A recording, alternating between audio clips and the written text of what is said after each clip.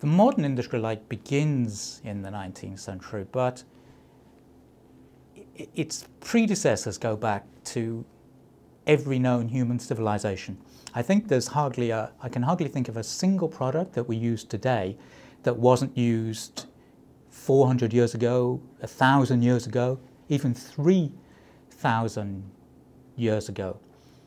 So the inflection points really are the late 19th century, when products that were primarily used by relatively few people, made by craft methods, suddenly started to be turned into brands, and suddenly started to be sold not just locally, but first regionally, then nationally, then globally. And that's really when much of what we think of as the modern industry really gets going.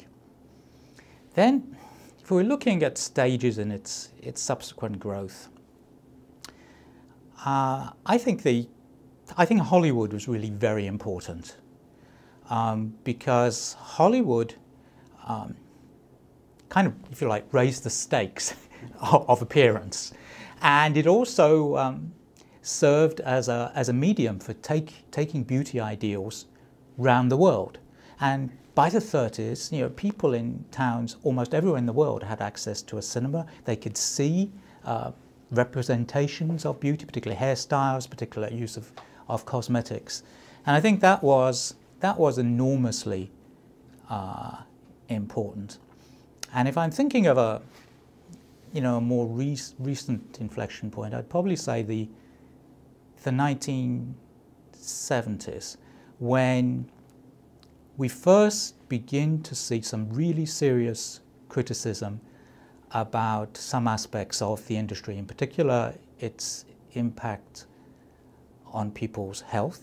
There's a giant cancer scare about hair dyes, and concerns that the industry was over-promising, and there begins to be a backlash from then on, which doesn't kill the growth of the industry, not at all, but which begins to reshape it and redefine it. If you go back to the early 19th century, every society and every culture defined beauty in their own ways.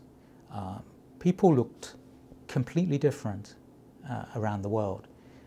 For example, in Japan, early 19th century Japan, the epitome of female beauty was very narrow eyes, whitened faces, black teeth.